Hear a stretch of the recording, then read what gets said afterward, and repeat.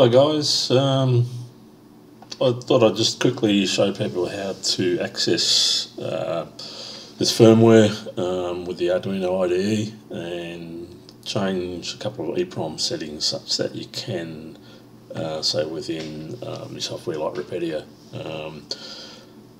change things such as the steps per millimetre, say for the calibration of the extruder, so you don't have to go into the EEPROM or go into the firmware all the time.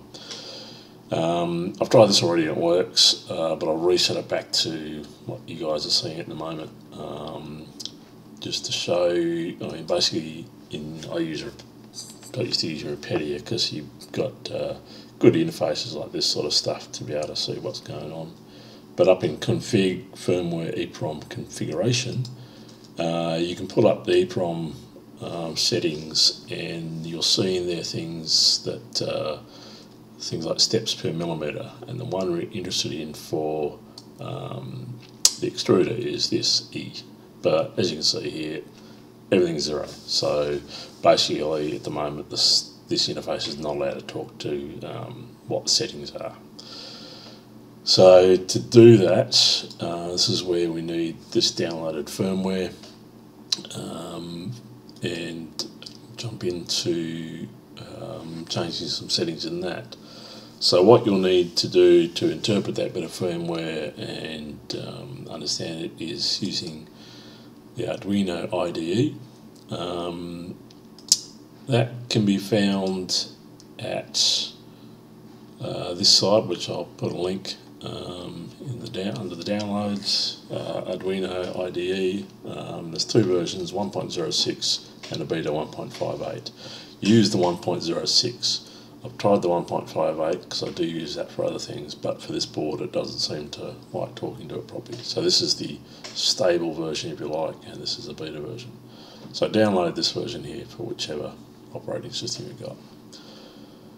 Okay, so you'll download it, install it. It's pretty straightforward. I won't lumber through that as well, but you'll end up with running it, and you'll end up with a little screen like this. Doesn't look, that much just as it is, but it's not intended to be a flash bit of software. There is some quite good bits of coding software to really want to do a lot of that sort of stuff. Atmel Studio with Visual Micro add-on is really good for Arduino stuff, but I'm not going to go into that right now. So first we want to open the file. So I've already pointed this to where I downloaded that set of firmware data that someone was kind enough to put up on the website. So what you'll see is all these files. Now, because I've installed Arduino, it's associated this particular file with it, because the INO file is sort of the core Arduino file.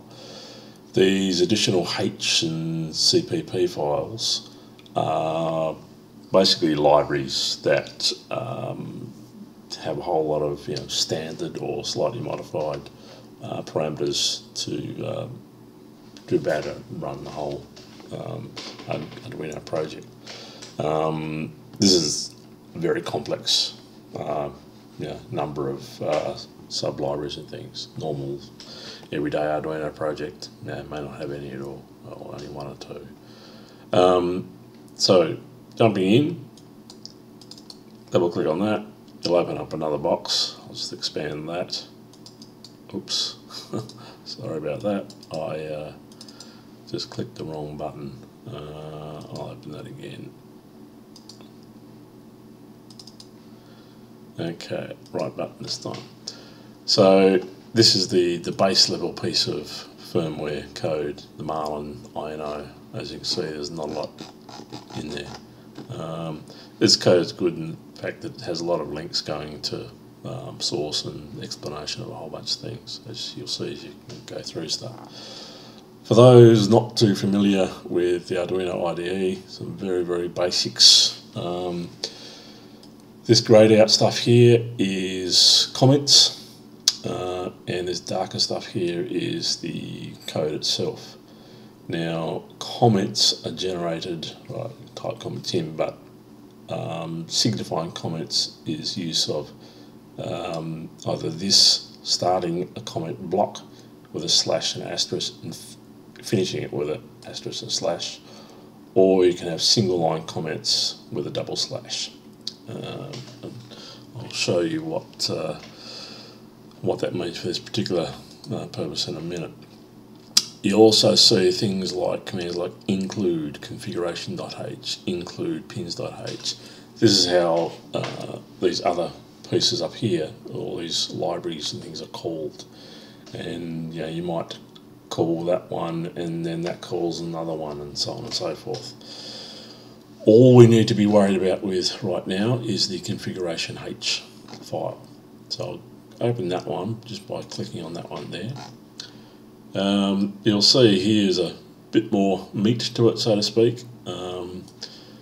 And scanning down through just quickly, it's obvious that Marlin set up for multiple sorts of platforms and boards. I mean, again, all these commented out things show you some of the optional parameters.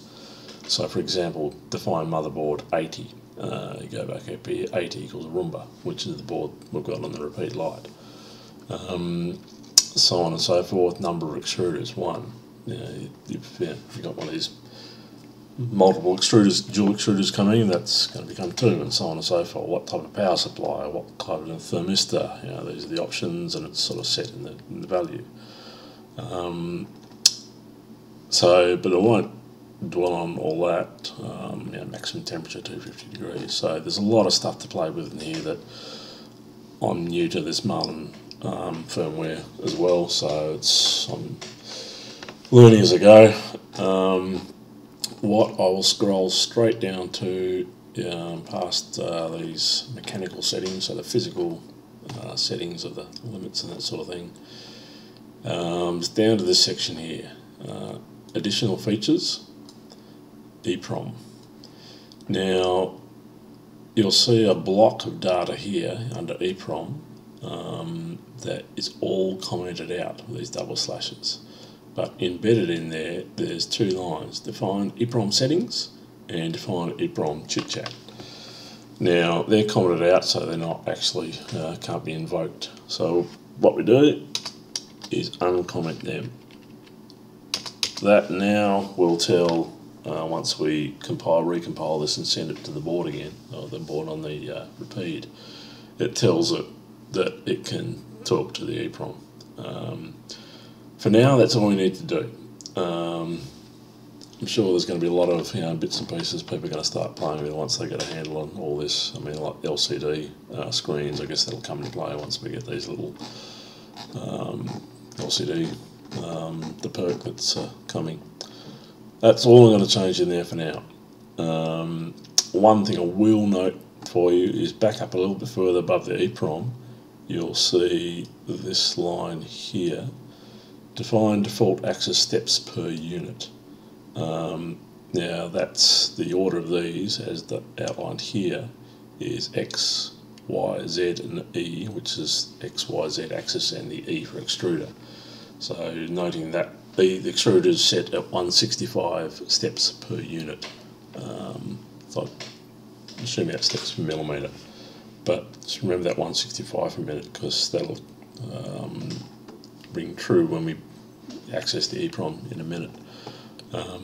So basically that's saying there's 2 ways of doing this. You can change the value in there, try it to get your 100 millimetres of feed. Doesn't work, you've got to come back in here. The whole point of having this EEPROM access is you can do that on the fly within, say, Rapide. So you wouldn't have to come in here and change this. The EEPROM would set the values. Alright, so that's all we have to do for changing this. So how do we get it to the Rapide? A couple of things we need to know. You'll see up here in Tools, we need to know what board we're talking to. So as in the motherboard, basically what chip it's using, really. For this case, the motherboard the board is the Mega 2560, so we select that. The other thing we need to know is what COM port is it on. Mine happens to be on COM 18. Now you would have configured that in Rapide or Cura. You've had to have found out the COM port, so I won't go into that. I'm assuming got that. So first thing normally you do with sort of recompiling this is we check, verify, compile the sketch. So that's under sketch, verify, compile. So I'll do that. So see, here it is, compiling sketch. You'll see the progress bar over here. Moving along, and it's said, we haven't done anything silly like, put an extra decimal point or something in there wrong that it can't accept this code. So, okay, it's good to go. So we get it to the board now. So you go up to File, Upload. So it's effectively uploading this firmware to the board on the Rapide. So clicking on there, so you can see it's compiling the sketch. I mean, you can go straight to upload if you're confident that you've got it right. Well, actually, here's something, a trap. It said COM18 already in use, so it can't actually talk to it. And that's because I've left on the Rapide connected. So disconnect that. In fact, I'll close that. Now we try that again. That COM port should be available, good to go. Last time I tried this, it took a little bit. There you go, uploading. So that COM port was just occupied previously. So thinking. It may vary in speed depending on what computer you got and that sort of thing as well. But just bear with it. It will get there, and it's done. There you've got done uploading. Alright, so we will close out of that. You can save that if you wish or not. I've saved it previously elsewhere, so I won't bother for now, but feel free. So we can close that original screen down. Now to test that, let's go back into Rapide. Rapidia. And see what we get now. So let's reconnect. Connecting, bang, done. Now let's go back into config, firmware EEPROM config. Voila, you got all your numbers in there. Now that's where I said 165. That's that value there, steps per millimetre. So that is the value we change, play around with. Based to sort of increase or decrease to get your right millimetres of filament coming out. I mean, at the moment, if I ask over here, basically the way I've been testing this is going over to here to manual control, ask for 100 mil of filament, mark the filament. I usually go mark it 150 or something or other because it may go in further. And at the moment I'm only getting 80 mil instead of 100. So basically that value there I will play around with till I get exactly 100. Reload, save to EEPROM. Now the methodology for doing that is explained really well by this guy here. In fact, his whole YouTube channel is worth a bit of a look if you haven't looked already. He's got a lot of guides on, basically he's into 3D printing and he's got lots and lots of guides. Well worth a look. So I'll leave that video to explain the actual calibration process. This is more about just getting the access to be able to do it. So that's pretty much it, I think. So hope that goes straightforward for you. I'll put all this up on the video, up on the forum, and with a couple of links. But yeah, happy printing. Cheers, see ya.